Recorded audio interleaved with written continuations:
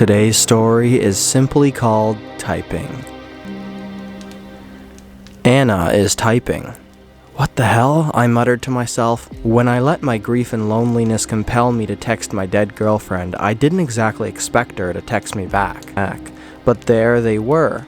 4 words written on my phone screen, sending a wave of confusion through my mind and making my eyes go wide. I miss you too, the text read. Somebody found her phone. That was the first thing that came to my mind. Who are you? Where did you find this phone? I texted back. My eyes stayed fixed on the screen as I waited for the person to reply. We never found Anna's phone after the accident, and at the time I would have done anything to get it back. She was always taking photos of us and recording everything we ever did. I would love to relive those moments again, even if it was just through the screen of her phone. After a good couple of minutes went by, I realized that the person wasn't going to text me back. They probably decided that they weren't willing to give back a perfectly good phone that they had just found. Clown, I muttered as I tossed my phone to the side and went to sleep. The next morning, I was getting ready to go to work when I got another notification on my phone. Matt, it's really me, it read. You gotta be kidding me, I thought. Who the hell was doing this? Feeling my face burn with anger, I started to type out a response. Look, you prick, this isn't funny. I don't know where you found this phone, but how about you try to be a decent frickin' human being and give it back? That phone belonged to my girlfriend who has since passed away. There are photos in it, videos, memories. After sending that text, I just stood there in the middle of my bedroom, breathing heavily from my grief-fueled anger as I stared down at my phone, waiting for a response. Nothing.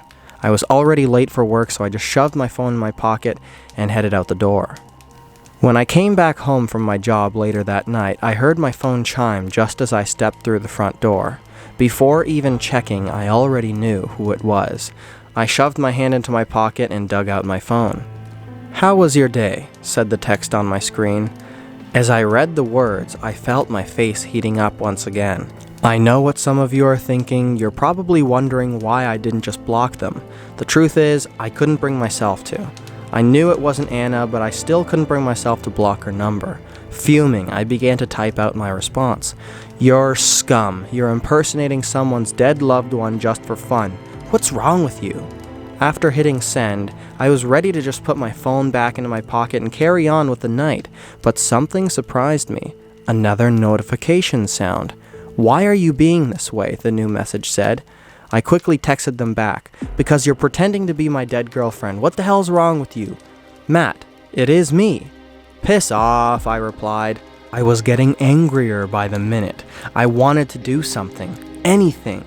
I didn't want Anna's phones in the hands of whomever that was, but what could I really do?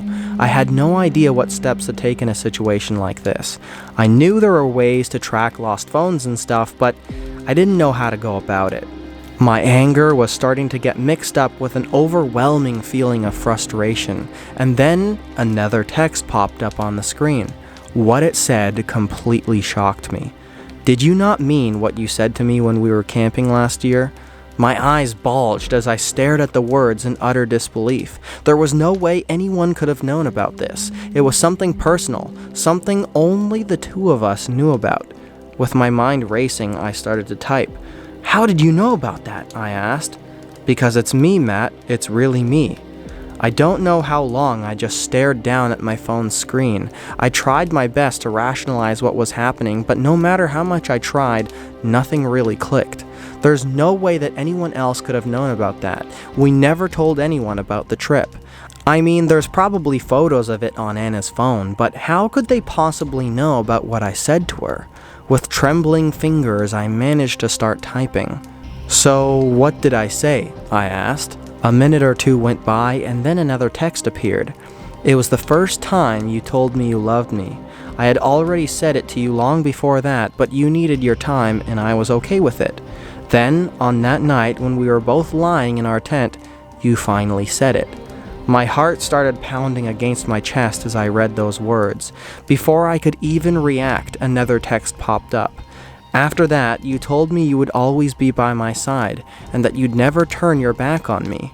Why are you turning your back on me now, Matt? I felt hot tears welling up. Some of you will judge me. Some will say that there are hundreds, maybe thousands of logical explanations, but I guess I just didn't care. Maybe I chose to believe it because I missed her too much. That's why I even texted her number in the first place, knowing full well she was never going to respond. I just needed to feel like I was talking to her. I just needed her. How's this possible? I texted back. I don't know yet. I'm kind of new to this whole being dead thing, she replied. At that point, I couldn't fight back the tears anymore. I'm so sorry. I should have been there with you. We should have been together, I texted, barely managing to see the screen through the blur of my teary eyes. Her response popped up almost immediately. Then we both would have been gone, silly. Before I could say anything, another text appeared on the screen. How long have I been dead? My mind was immediately flooded with memories of the accident as I read that text. The sadness that came with it overwhelmed me, and I had to take a moment before I could reply. 2 months, I finally managed to type in between sobs and sniffles. She didn't say anything back, so I started to type again. Where are you? And how are you texting me right now? How's that even possible? Those were only a few of the thousands of questions running through my mind. Her reply popped up on the screen seconds after.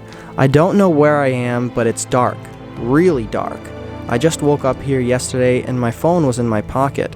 First thing I did was text you, but after that I lost consciousness for hours. Same thing happened the second time. I don't know why. I didn't know what to say, so I asked her another question. Are there others like you in there? Yeah, I see them roaming around in the dark sometimes. Some of them just seem lost, but there are others who seem to just watch. Some of them even smile at me. It freaks me out.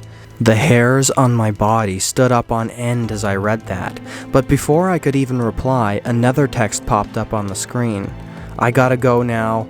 We'll talk more tomorrow. I love you. I hope you guys are enjoying this series so far, so like and subscribe for part 2.